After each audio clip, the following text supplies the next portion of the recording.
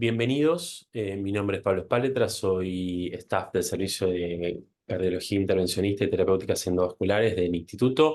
Y bueno, hoy les voy a hablar un poco de cómo nosotros hacemos para seleccionar las prótesis percutáneas ideales para nuestros pacientes con estenosis aórtica severa.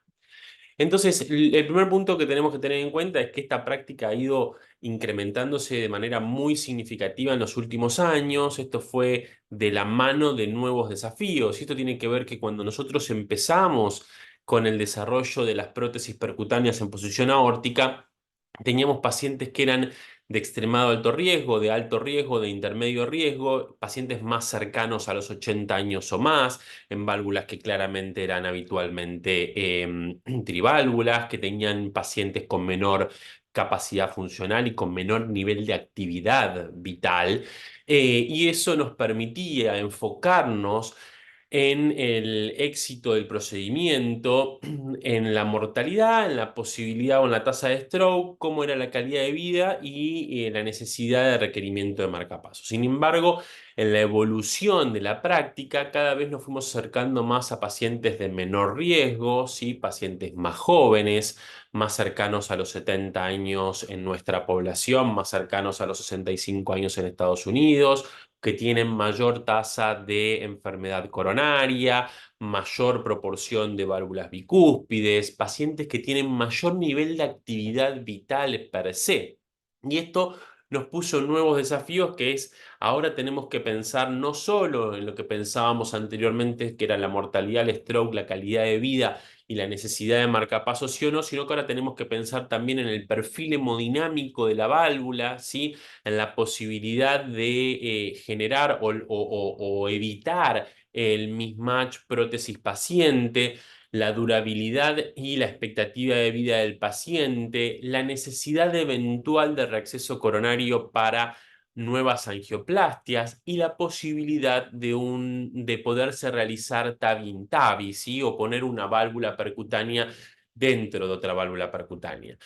Todo este desarrollo comenzó allá por el 89 y hasta el 2002 que se hizo el primer implante de una válvula aórtica percutánea que lo hizo el profesor Crivier en Francia, y de eso empezaron a aparecer los trials en alto riesgo quirúrgico. En el 2012 se aprueba por FDA para alto riesgo, en el 2015 aparecen el Valve-in-Valve, en el 2016 empezamos a bajar el riesgo y aparece la evidencia para tratar pacientes de mediano e intermedio riesgo.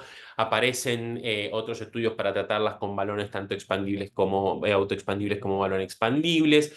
En el 2019 aparece la evidencia para tratar pacientes de bajo riesgo, y esto nos hace hoy tener en cuenta que tenemos un arsenal enorme de válvulas y de indicaciones, pero ¿cuál es la correcta para cada paciente? ¿Y cómo lo vamos a definir eso? ¿Qué tenemos que tener en cuenta para definir cuál es la prótesis correcta para nuestro paciente? Por un lado, las características anatómicas, cómo es estructuralmente la válvula. Por otro lado, las características del paciente, propias del paciente. Como les decía, la edad, la actividad que tiene el paciente, las comorbilidades, etcétera. Y por último, la experiencia del operador. Si no es un factor despreciable, ¿cuál es la experiencia del operador? Tanto en el tratamiento de la cardiopatía estructural globalmente, como con cada una de las prótesis. ¿Sí? ¿Cuáles son las que tenemos disponibles en Argentina? En Argentina básicamente tenemos, o en el mundo hay dos grupos de válvulas. Tenemos las válvulas balón expandibles, que son válvulas que se montan sobre un balón, que al inflarse el balón, la válvula se impacta sobre el anillo aórtico, como de la misma manera que lo hace un stent, pero de mucho mayor tamaño. Y las válvulas autoexpandibles, que son válvulas que vienen montadas dentro de un catéter, que al desenvainarse ese catéter se expone la válvula y la válvula se abre, posicionándose automáticamente en la posición que nosotros deseamos. ¿Sí? ¿Cuáles tenemos disponibles? Las balones expandibles en Argentina. Tenemos la Sapien S3, que es la válvula de Edwards, la que se usó inicialmente en Estados Unidos, la Mayval de Merrill, la Venus Vitae, que es de Venus Medtech, que es una empresa china. Por otro lado, las autoexpandibles, tenemos la válvula Evolut, que es una de las válvulas pioneras en el desarrollo de las prácticas percutáneas, en todas sus generaciones y en todo su abanico de opciones complicaciones. Eh, la válvula Accurate Neo 2, que es una válvula que a mí me parece interesante, que como es una válvula autoexpandible con algunos conceptos del balón expandible, la válvula Navitor de Abbott, la VitaFlow de Microport y la PowerX, que a diferencia de las otras es 100% recapturable hasta una vez implantada completamente. Sí, y como les decía, estos dos grupos uno podría simplificar en qué pacientes usar una u otra, y uno podría decir, bueno, en aquellos pacientes que tienen enfermedad coronaria con anillos aórticos grandes o aorta horizontal o riesgo incrementado de trastorno de la conducción, uno podría inclinarse preferentemente a las válvulas balón expandibles. ¿Sí? Entonces, ese sería un grupo de pacientes. Por otro lado, diríamos, bueno, aquellos pacientes que tienen intolerancia al marcapaseo rápido, que tienen enfermedad vascular periférica o que tienen severa calcificación anular, que uno va a hacer un valve-in-valve o que tienen alto riesgo de mismatch prótesis paciente, uno podría inclinarse hacia las válvulas autoexpandibles. ¿Sí? Ahora, esto sería una manera de simplificar lo que ahora les voy a desarrollar con un poquito más de detenimiento. ¿Por qué? Porque nosotros lo primero que vamos a tener en cuenta es cuáles son las complicaciones más frecuentes a las cuales nos enfrentamos cuando hacemos un TAVI. Los leaks paravalvulares, ¿sí? Es decir, pequeños orificios alrededor de la prótesis que hagan que la válvula pierda hacia el ventrículo, trastornos de la conducción que pueden requerir un implante de un marcapasos definitivo, obstrucción de las arterias coronarias o imposibilidad de reacceso luego a las arterias coronarias luego de implantar la prótesis, complicaciones vasculares o ACV. ¿Sí? Y es por eso que la industria ha ido desarrollando sus prótesis con el desarrollo de mecanismos de sellado externo para disminuir los leaks, la reposicionabilidad o recapturabilidad de las válvulas para disminuir tanto leaks como trastornos de la conducción, optimización del acceso coronario con la estructura o con la conformación de las celdas de la válvula y también la durabilidad del tejido protésico. ¿Sí? Les voy a presentar algunas de las prótesis. Esta, la MyVal, es una de las válvulas balón expandibles más implantadas por nosotros y en el país. Es una válvula que la produce Meril. Esta válvula característicamente tiene una estructura de cobalto, una aleación en realidad de cobalto que le permite tener una adecuada fuerza radial con una adecuada radiopacidad. Eso para nosotros es bueno porque nos ayuda el posicionamiento. Tiene un tratamiento anticálcico del tejido para aumentar la durabilidad de la prótesis. Una membrana externa, una pollera externa para disminuir la incidencia de leaks paravalvulares, ¿sí? Y viene en medidas de entre 20 y 32 milímetros, teniendo un amplio espectro de trabajo de anillos desde chicos hasta muy grandes. Y particularmente esta válvula, a diferencia de perdón, de otras válvulas balón expandibles, tiene medidas intermedias. Si ustedes se fijan, tiene de 20 milímetros, de 21,5, de 23, de 24,5, y esas medidas intermedias nos permiten ser mucho más precisos al momento de la selección del tamaño de la prótesis para el paciente indicado.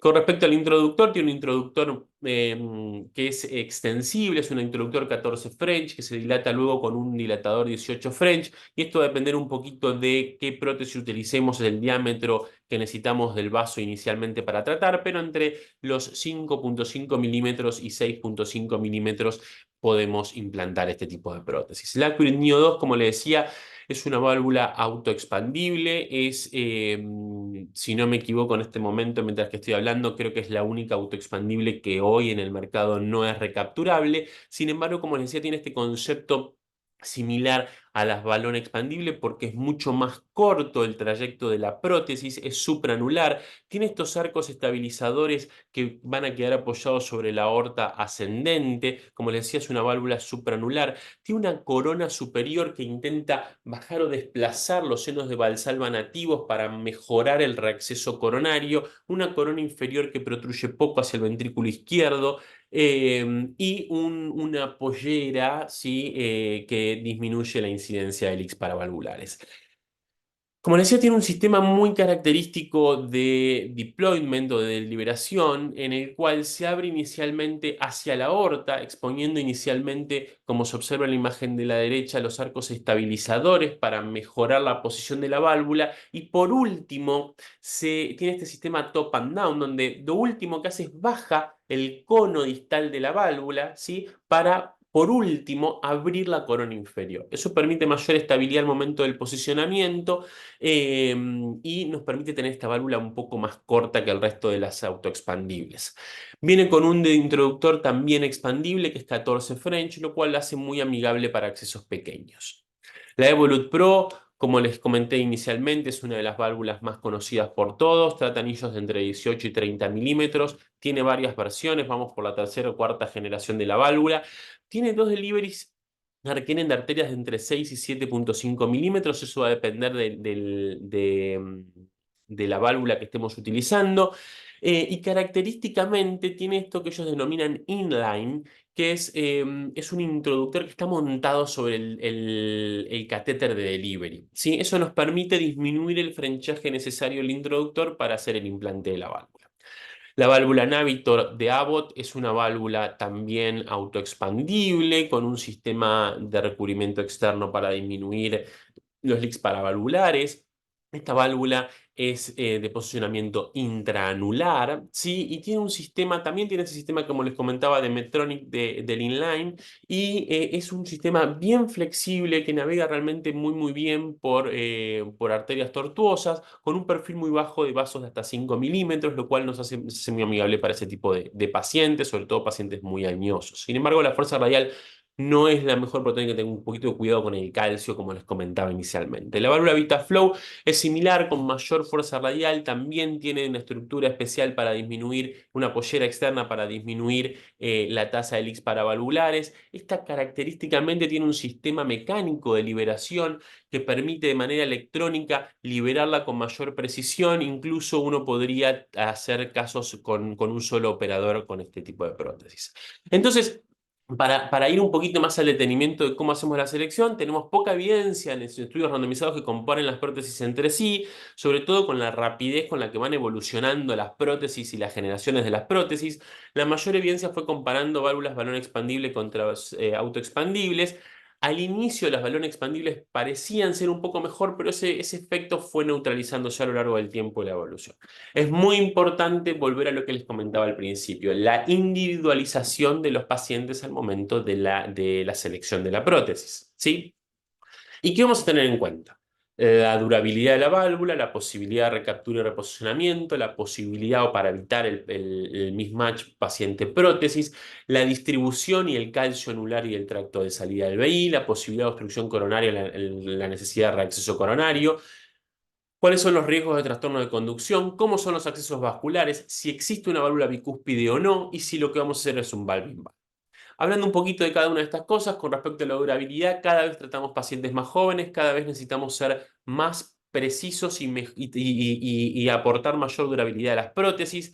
¿Qué vamos a medir en este caso? ¿Cómo vamos a determinar la durabilidad de la prótesis? ¿Cómo evoluciona a lo largo del tiempo el gradiente medio transaórtico, el área del orificio efectivo y la presencia de leaks paravalvulares? Nosotros sabemos que las válvulas autoexpandibles por sobre las balones expandibles tienen menores gradientes medios y mayores áreas del orificio efectivo. Y lo que vemos es que cuando comparamos este tipo de válvulas con la cirugía, tienen la misma tasa de eventos a 8 años en el seguimiento. Sin embargo, el deterioro estructural de la válvula es mucho mayor en las prótesis quirúrgicas que en las prótesis percutáneas. Con respecto a la recaptura y el reposicionamiento, ¿cuál es el objetivo de esto? Reducir riesgos. ¿Qué riesgos? El del leak paravalvular, el implante marcapasos definitivo y la obstrucción coronaria, ¿sí? Sin embargo, esto no es gratuito, porque por otro lado aumenta la tasa o la probabilidad de fenómenos embólicos, principalmente electro. Y tenemos que decir que no hay diferencias significativas entre la mortalidad o la tasa final de implante de marcapasos entre prótesis reposicionables y no, ¿sí? Y por otro lado, otra cosa que tenemos que tener en cuenta es que esta práctica podría ser mal tolerada en aquellos pacientes que tienen fracción de eyección de ventrículo izquierdo reducida, y esto se debe a que cuando uno va a recapturar la válvula múltiples veces va a obstruir el tracto de salida múltiples veces o puede ser mal tolerado por los pacientes. ¿Cuáles son las válvulas recapturables o reposicionables? Las autoexpandibles. Si ninguna válvula expandible es reposicionable o recapturable, si todas las autoexpandibles. A excepción, ¿sí? Como les decía antes, de la Accurate 2, y estas se pueden reposicionar habitualmente hasta un deployment del 70-80%, a excepción de la PowerX, uno puede implantar completamente la válvula y luego recapturarla. ¿Cómo evitar el mismatch entre el paciente y la prótesis? Inicialmente es importante seleccionar detenidamente el tamaño de la prótesis con el análisis exhaustivo de la angiotomografía gatillada. Sabemos que en aquellos anillos pequeños tenemos que ser mucho más precisos en la edad del paciente, el tamaño del paciente, el nivel de actividad funcional del paciente, y tenemos que evitar el uso de prótesis balón expandibles o de prótesis intraanulares, ¿sí? En aquellos anillos aórticos muy grandes, uno puede utilizar válvulas expandibles por balón sobreexpandiéndolas. Como es el caso, por ahí uno podría usar una MyVal de 32 milímetros, agregándole 2 o 3 mililitros al balón de insuflación, y eso permite mayor área efectiva valvular, ¿sí? Recientemente se publicó el estudio SMART, donde se trató pacientes con anillos aórticos pequeños, con válvulas autoexpandibles y balón expandibles, ¿no? Y demostró que al seguimiento al año la tasa de eventos era similar en los dos grupos. Sin embargo, la disfunción valvular era significativamente mayor en las prótesis balón expandibles que autoexpandibles, ¿sí? Con respecto a la calcificación del anillo valvular y el tracto de salida del VI, sabemos que la severa calcificación del anillo valvular y el tracto de salida del VI se asocia a mayor incidencia de leaks paravalvulares y a mayor ruptura del anillo. Por eso, de vuelta, vamos a tener como dos conceptos importantes acá, que es válvulas balón expandible, mayor riesgo de ruptura del anillo en estas circunstancias. Por eso intentamos utilizar válvulas autoexpandibles, sabiendo que tenemos menor riesgo de ruptura del anillo. Sin embargo, tenemos un poquito mayor riesgo de presencia de leaks. Acá hay que ir trabajando un poquito, jugando con las fuerzas radiales de las distintas válvulas para su selección. Con respecto a la obstrucción coronaria y el reacceso coronario, nosotros sabemos que el riesgo de obstrucción coronaria se incrementa en aquellos pacientes que tienen ostium o nacimiento de las arterias coronarias bajos, ¿sí? O cuando realizamos procedimientos valve-in-valve. Las válvulas balón expandibles tienen un mayor riesgo de obstrucción de la coronaria por sus valvas nativas, cuando estas valvas son de gran tamaño y la válvula, la estructura de la válvula se extiende por encima de los ostium coronarios, ¿sí? Por eso las válvulas autoexpandibles pueden ser preferibles en nacimientos coronarios bajos. Sin embargo, hay que tener en cuenta que muchas de estas válvulas tienen un reacceso coronario francamente más dificultoso que las balón expandibles o, por ejemplo, la actiolínea 2. En aquellos pacientes que tienen severa enfermedad coronaria o son jóvenes y que potencialmente van a requerir intervenciones coronarias a futuro, es preferible utilizar, como les decía previamente, por el tema del reacceso coronario, válvulas balón expandible o autoexpandibles como la actiolínea 2, que tiene una corona superior que disminuye esta tasa de obstrucción de los senos propios, ¿sí? Y hoy tenemos el concepto de alineación comisural, ¿sí? Que es muy importante en este grupo de pacientes, que lo que hace es alinear la comisura de la neoválvula, ¿sí? De la válvula protésica, con las comisuras propias del paciente. Y eso deja descubiertos los ostium coronarios y mejorar el reacceso coronario, ¿sí? Con respecto a los trastornos de conducción, tenemos que tener en cuenta algunos factores de riesgo, como son la presencia de bloqueos AB de primer grado, el bloqueo completo de rama derecha o el septum membranoso corto. Y acá tenemos que tener en cuenta que las válvulas autoexpandibles tienen mayor riesgo de trastornos de la conducción debido a la fuerza radial luego del implante, que persiste luego del implante. Por lo tanto, hay que ser extremadamente cuidadoso con la selección de la altura del implante.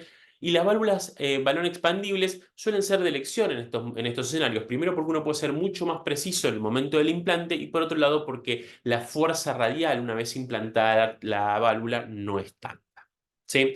Con respecto a los excesos vasculares, habitualmente usamos interruptores entre 14 y 18 French, ¿sí? Las prótesis como la Navitor o la Evolut, que tienen este sistema inline, son muy útiles para accesos pequeños, ¿sí? Hay que tener en cuenta también la tortuosidad de los accesos y la navegabilidad de los distintos devices. Aquellos que tienen sistemas deflectables nos pueden ayudar a navegar algunos ángulos tortuosos de estos accesos, y cuando tenemos mucha dificultad tenemos que pensar en la posibilidad de hacer angioplastias locales, el uso de litotricia local para mejorar el acceso o la expansión de, por ejemplo, los introductores que se pueden expandir, ¿sí? Y existen accesos alternativos como es el carotido subclavio o el transcavo, que se utilizan solo como una alternativa cuando nada de esto es posible.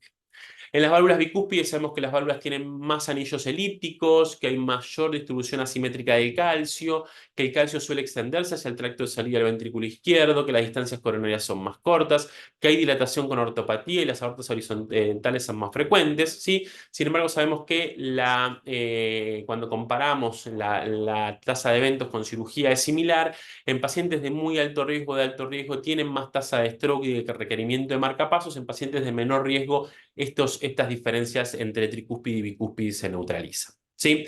Con respecto al valve in valve, yo no me voy a detener precisamente porque esto es toda otra charla de 20 minutos o de 10 minutos más, pero básicamente tenemos que tener muy en cuenta qué válvula tiene implantada, si es una quirúrgica biológica o si es otra TAVI, determinar si podemos fracturar o ampliar el anillo de la válvula previamente implantada. Habitualmente se utilizan válvulas autoexpandibles por sobre las balón expandibles, idealmente aquellas supranulares que mejoran los perfiles hemodinámicos, sobre todo en aquellas válvulas previamente implantadas pequeñas, ¿sí?